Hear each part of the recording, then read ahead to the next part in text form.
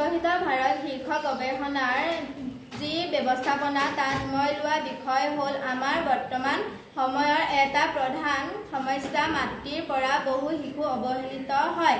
ইয়াৰ সমাধান শিশুৰ প্ৰতি মাতৃৰ দায়িত্ব আৰু কৰ্তব্য। শিশুৰ শাৰীৰিক, মানসিক, নৈতিক, আধ্যাত্মিক সকলো দিশৰ বিকাশত মাতৃ এগৰাকী সদা সচেতন হোৱা অতি প্ৰয়োজন।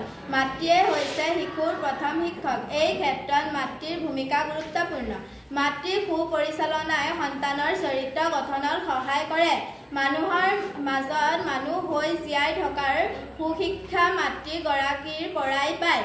প্ৰত্যেক কামত সন্তানক সজাগ আৰু সচেতন কৰি তোলা দায়িত্ব মাতৃৰ। সকলো দিশত শুদ্ধ পথৰ সন্ধান দি সন্তানসকলক আগুৱাই নিয়াৰ দায়িত্ব মাতৃৰ। সদা সচেতন এগৰাকী মাতৃয়ে উপযুক্ত সন্তান গঢ় দিব পাৰে।